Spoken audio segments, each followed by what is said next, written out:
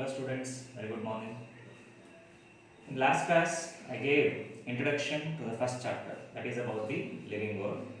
Okay, so I have written some of the characteristic features of living organism and I explained about the organization. Some of you have asked some of the doubts like regarding the pattern of examination for first PUC. Sir, ಇನ್ನೊಂದ್ಸಲ ಹೇಳಿ ಅಂತ ಕೇಳಿದ್ರಿ. Okay, see, total ಆಗಿ ನಿಮಗೆ examination ಇರುತ್ತದ್ದು 100 ಮಾರ್ಕ್ಸ್ಗೆ. Out of 100 marks for all subjects, it may be for P C M B and even for Kannada English. So ಇನ್ನು 6 subject, so every subject 100 ಮಾರ್ಕ್ಸ್ಗೆ ಇರುತ್ತೆ. Totally you write examination over all 600 ಮಾರ್ಕ್ಸ್ಗೆ ಇರುತ್ತೆ. So each subject will carry 100 marks. Among this physics, chemistry and biology ಈ 3 subject ಏನಿದೆ ಇದರಲ್ಲಿ ನೀವು theory examination 70 ಮಾರ್ಕ್ಸಿಗೆ ಬರೀತೀರ. Theory examination will be for 70 marks, that is for physics, chemistry and for biology. Remaining 30 marks will be for practical. Practical ಅಂದರೆ ನಿಮಗೆ lab ಅಂತ ಇರುತ್ತೆ. Okay, so lab ಎಕ್ಸಾಮಿನೇಷನಲ್ಲಿ ನಿಮಗೆ 30 marks ಇರುತ್ತೆ. Remaining 30 marks for your practical. There are some experiments, set of experiments will be given in your syllabus. So those experiments will be performed in the laboratory. So then you have to perform those experiments in the examination. So for that you will have 30 marks. So then totally it will be 100 marks. Okay, for physics, chemistry and biology there will be practicals. There will be no practical for mathematics. Mathematics lab illa. So you will write mathematics examination theory only for 100 marks. Then Kannada for 100 marks and English for 100 marks. Okay, totally overall marks will be 600. So these subjects only, physics, chemistry and biology, they are practical oriented subjects. They have lab or practical. So for that you have 30 marks. Then theory examination will write theory only for 70 marks. Okay, so I think, is it clear about the pattern of first PUC examination? Okay, so as I said in last class, I discussed about some concepts or characteristic features of living organisms. So isn't it? So I said about the organization. Organization. It means that cells and tissues which are found in an organism, they were assembled together, they are organized together in a definite fashion or in a definite pattern. So to perform the work in a coordination manner. If the organisms are having tissue level of organization or organ grade of organization or organ system grade of organization. So for all those, cell is the fundamental unit of all living organisms. You should remember this one. So cell is the basic unit or fundamental unit of all living organisms. So whatever the size of an organism, it may be very small as microscopic organism like bacteria, or it may be very giant organism like a whale. So whatever it may be, all living organisms are composed of cell. Some of the organisms, as I said, they are unicellular, and some of the organisms are multicellular. They show more complexity. As evolution progresses, gradually the cells, they start segregating together, they are forming tissues. Some organisms are having tissue grade of organization, and where tissues get converted into some specific organs and they have organ grade of organization. And some of the organisms, so where the organs they get assembled together, 2 or 3 organs they get assembled together and working in a coordination, so where they are forming organ system grade of organization. Okay, so that is different in different categories of living organisms which are found on the earth surface, whether it may be plant or it may be animal. So we can see unicellular plants like chlorella. Okay, so there are some other unicellular algae we can see. So we can see the higher plants, advanced plants, okay, like angiosperms and other groups of plants like gymnosperms, bryophytes, pteridophytes. Okay, similarly in animal kingdom also we can see unicellular animals like protozoans, okay, and the bacterial cells. So where they are unicellular. Similarly the higher animals, the complex animals we can see like reptiles, mammals, aves, okay, likewise. So where in those organisms we can see different grades of organization like cellular grade, tissue grade, organ system grade of organization that is seen. So where the cells and the tissues they get together, assembled together in a definite fashion, that is what is called as organization. Okay, so next thing is about the metabolism. So what is this metabolism? In metabolism antandre, see, metabolism is nothing but sum total, not SOME, it is SUM, sum total of all biochemical reactions. Sum total of all biochemical reactions taken place in a living cell. In a living cell. Sum total of all biochemical reactions in a living cell is together what we call as metabolism. It means that a cell, a living cell that shows various chemical activities inside. Okay. So all together, all those biochemical activities. Bio means life and chemical. So there are certain chemical molecules or substances which are found in the living cells. They are interacting together. They are working together. They show some chemical reactions, and all together, all those biochemical reactions which were taken place in the living cell, they were together called as metabolism. If for example, I gave an example like protein synthesis. It means the synthesis or formation of proteins inside a living cell. You know that the cells are having the ability or capacity to prepare the proteins and some other organic molecules inside the cell. Okay, so that is what we call a metabolic reaction. Similarly, the respiration that takes place inside the cell. Respiration means the complex molecules which were found inside the cell, they break down to simple forms. I will explain later. Okay, that is also a metabolic reaction. Similarly, the photosynthesis that taken place in the green plants, in the green cells of the plants. So that is also a metabolic reaction. So where various chemical reactions which are occurring in a cell, all together, that is what we call metabolism. All living organisms, they show metabolic reactions. Even each and every cell, they show metabolic reaction. So each and every time, so for every minute, there are lots of chemical interactions which are taken place inside the cell, and all together we call it as metabolism. Okay, that is the sum total of all biochemical reaction that taken place in a living cell is called as metabolism. See, this metabolism, it can be of two types. Two kinds of reactions can be seen in this, in metabolism. One is anabolism or anabolic reactions. Anabolism or anabolic reactions. And the other one is catabolism or catabolic reactions. Catabolism or catabolic reactions. Okay. See, the first thing, anabolism or anabolic reactions. These anabolism or anabolic reactions are said to be synthetic reactions. Synthetic. Synthetic is nothing but the formation or production of some constituents or some molecules inside the cell. As I said, I gave an example of protein synthesis, as the name itself indicates. Protein synthesis. Synthesis means the production or formation. Okay.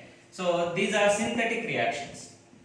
Which are those? Anabolic reactions or anabolism is nothing but it's a synthetic process where simple molecules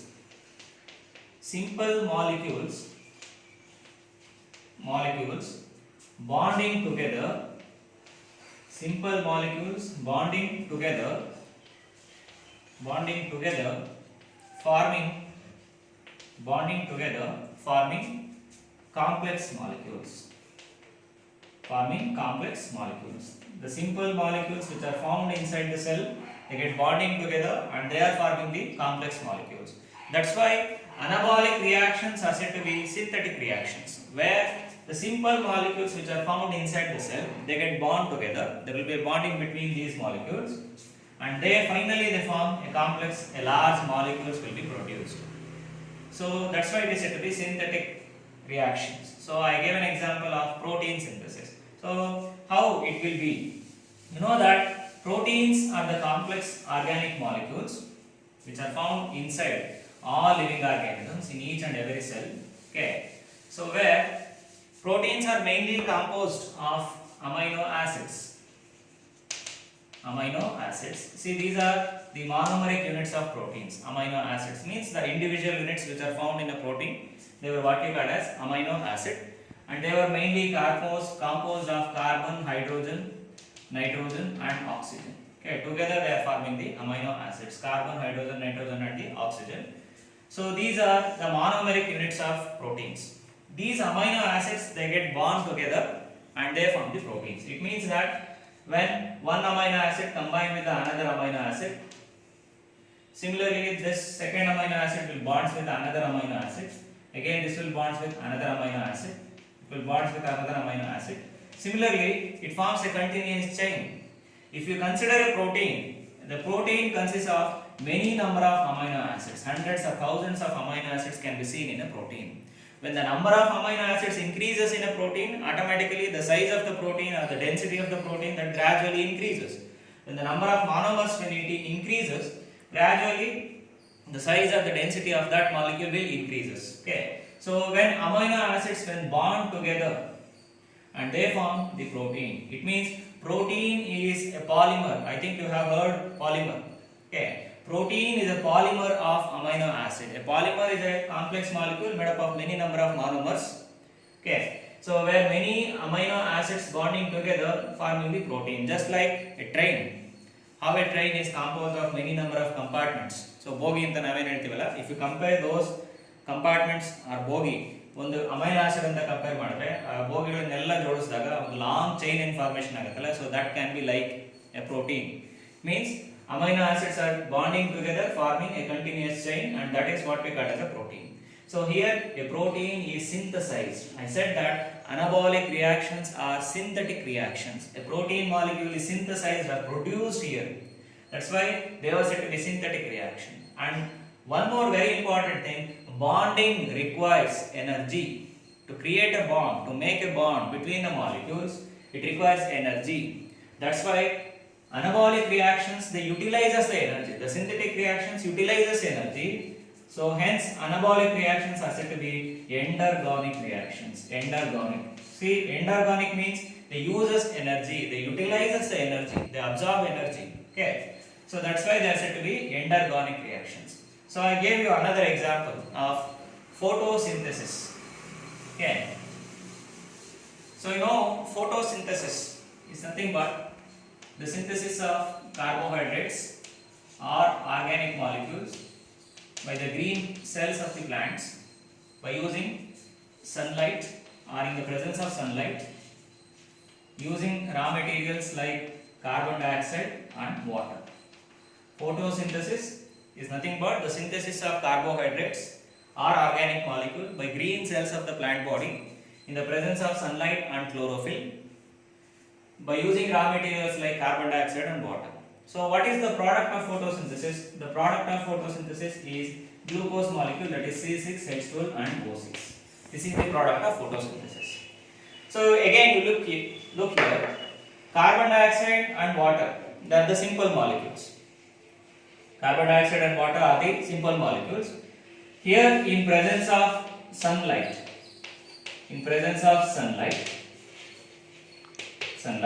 and in presence of the pigments like chlorophyll, the carbon dioxide and water, they are bonding together forming a carbohydrate. Here it is nothing but the glucose, forming a carbohydrate or the glucose. The simple molecules are bonding together forming a complex molecule. And compared to this one, individual molecules, carbon dioxide and water, so here carbohydrate or a glucose is a complex molecule. So here also there will be synthesis of, that's why it is named as photosynthesis. Photo means light, synthesis means production. So production or formation of carbohydrates in the presence of sunlight is what is called as photosynthesis. Okay. So for photosynthesis there will be utilization of light energy. As I said that the synthetic reactions, they require energy. So hence photosynthesis that requires energy, or it derives the energy from sunlight. Sunlight is a predominant source for the energy for photosynthesis. Okay. So hence it is an endergonic reaction. So protein synthesis is also endergonic reaction. It utilizes the energy that is produced inside the cell in the form of, I think you heard about ATP, that is adenosine triphosphate. This is the ready energy currency which is available in the cell. So when the cell readily utilizes the energy in the form of ATP, okay, that is adenosine triphosphate. But here for photosynthesis, the energy, the plant body that derives the energy from sunlight. So here also the energy is utilized. In protein synthesis also the energy is utilized. That's why it is said to be endergonic reactions or synthetic reactions. Okay, and those reactions are collectively known as anabolic reactions. Okay, so let us move on to the second one, the catabolic reactions. Catabolic reactions are nothing but catabolic reactions. See, these catabolic reactions are the catabolism is a destructive process. As I said that previously, anabolic reactions is a synthetic process. So here catabolic reaction is a destructive process. So destruction is nothing but breaking the bonds between the molecules. Okay, the breaking the bonds between the complex molecules. So that is why it is said to be a destructive molecule or destructive reactions, the catabolic reactions. Okay, so anabolic reactions are bond making, whereas catabolic reactions are bond breaking. Okay, so here the bonds will be break. The bonds found between the molecules that will be break. So I will give you a classical example of about the respiration. So respiration is the best example for catabolic reactions. Okay, so what happens in respiration? What the food we eat, even digestion can be also considered as a catabolic process, where what the food we eat, that is degraded or break down into simple molecules. Okay, ultimately whatever we eat, if we eat starch, okay, suppose if you eat rice or wheat, they are rich with the starch. The starch that entered into our digestive system, so the starch that ultimately break down into glucose molecules. So the digestion, the product of digestion of starch, that is nothing but the glucose. The starch break down to glucose. So this is also a catabolic process. The starch converted into glucose. Okay. So then what happens in respiration? The glucose molecule ultimately break down into, so you know the empirical formula of glucose, that is C6H12 and O6. The glucose molecule it ultimately breaks down in the presence of some enzymes into again CO2 plus H2. Okay, again carbon dioxide and water molecule again they were released 6CO2 plus 6H2O molecules. Carbon and water they are free, plus along with that there will be a liberation of energy in the form of kilocalories. The energy is released here. Some sort of energy is released here. So only when the body respires, only when the cells respire, then only the energy is released inside the cell.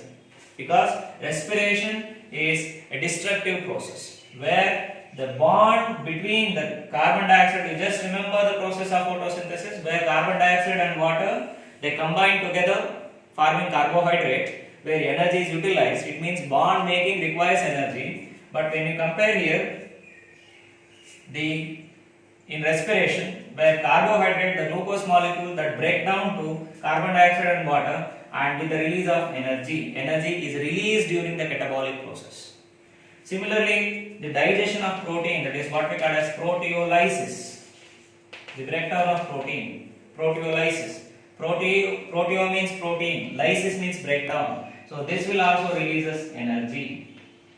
When the bond present between the amino acid, when it breaks down, it releases energy. When bond present between carbon dioxide and water, it means carbon and hydrogen and oxygen in the carbohydrate. So where also it releases the energy. So no doubt, catabolic process or catabolism that releases energy. Okay, that's why catabolic reactions are known as exergonic reactions.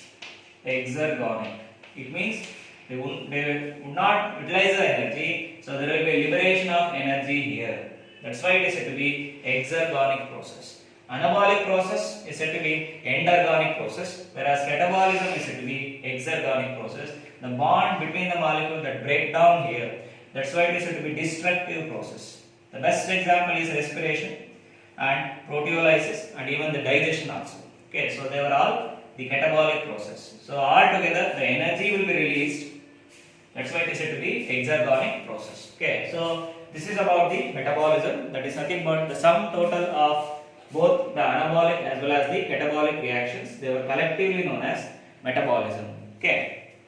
Then the other property of all living organisms, they were showing is homeostasis.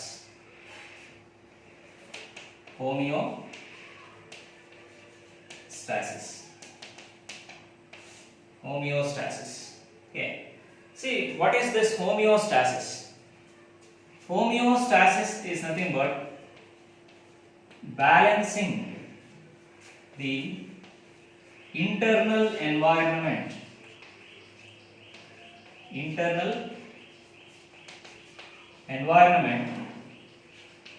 of an organism. Internal environment of an organism. Balancing of internal environment of an organism. So balancing of internal environment of an organism is what we call as homeostasis. See, every organism is having the ability to balance its internal environment. Internal environment means the conditions which are found inside the body of an organism or inside the cell of an organism. See, ಪ್ರತಿಯೊಂದು cell ಇರಬಹುದು, ಪ್ರತಿಯೊಂದು organism ಇರಬಹುದು, ಒಂದು cell ಅಲ್ಲಿ ಇಷ್ಟೇ ಇಂಥದ್ದೇ conditions ಅಂತ ಇರುತ್ತೆ. For example, if you take the temperature as an example, ಒಂದು ಎಕ್ಸಾಂಪಲ್ ತಗೊಂಡ್ರೆ ಟೆಂಪರೇಚರ್. ಸೊ ನಮ್ಮ body temperature it will be maintain constant. Okay, so that is around 37 degrees Celsius. So we maintain a constant body temperature. So you know that the classification of animals into cold-blooded animals and warm-blooded animals. Cold-blooded animals are the ones where they cannot maintain constant body temperature. The body temperature that goes on fluctuate ಆಗ್ತಾ ಇರುತ್ತೆ body temperature. Environmentally temperature conditions change ಆದಂಗೆ, so you know that in winter season temperature decreases, in summer season temperature increases. So likewise, so temperature decrease ಆದರೆ environmentally organism body temperature decrease ಆಗುತ್ತೆ. Temperature increase ಆದರೆ organism body temperature increase ಆಗುತ್ತೆ. ಅಂದ್ರೆ they couldn't maintain the constant body temperature. Which are those? The cold-blooded animals or poikilothermic animals. On the other hand, we compare the warm-blooded animals. For example, like mammals. Okay, mammals and aves, they are the warm-blooded animals.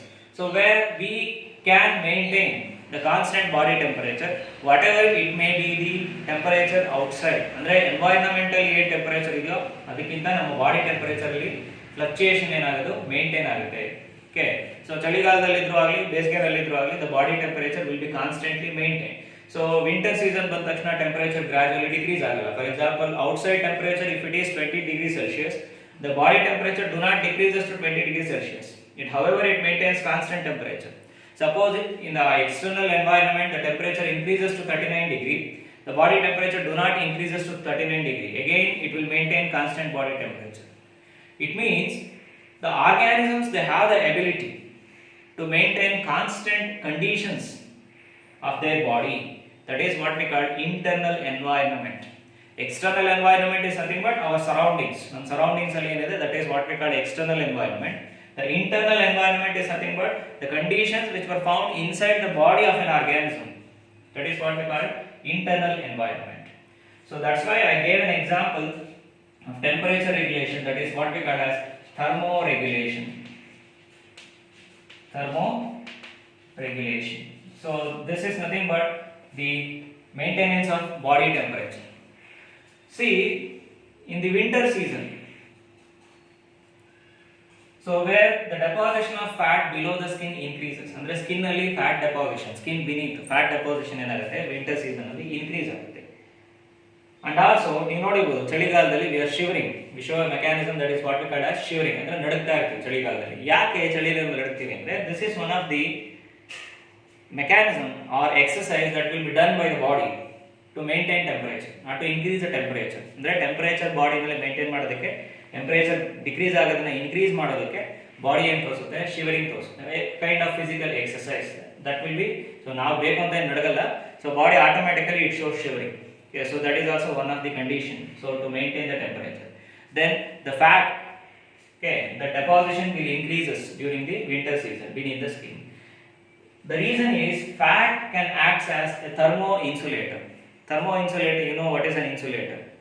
Okay, thermo insulator andre heat escape ಆಗೋದಕ್ಕೆ ಬಿಡಲ್ಲ. You know that in winter season the body require more heat.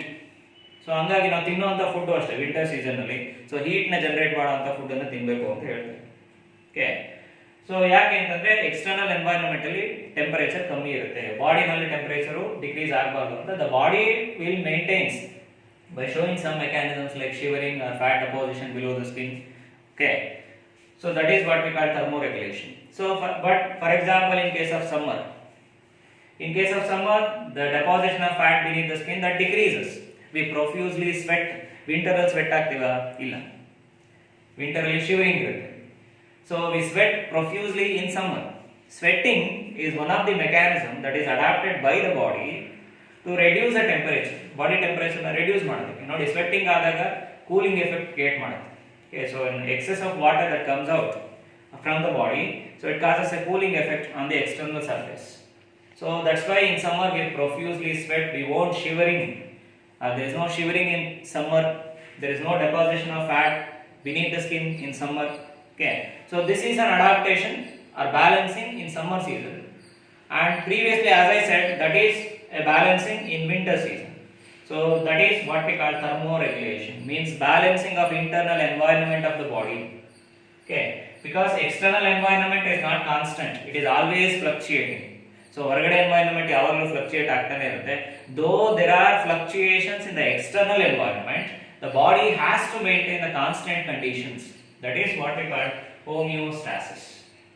Okay, so today I explained about the metabolism and homeostasis and some of the characteristic features. ಒಂದೇ ವಿಡಿಯೋದಲ್ಲಿ ಎಲ್ಲಾ characters ಹೇಳಿದ್ರೆ it will be confused. You may be confused. Okay, so for this reason, the other characteristic features I'll explain in the next video. Okay, thank you.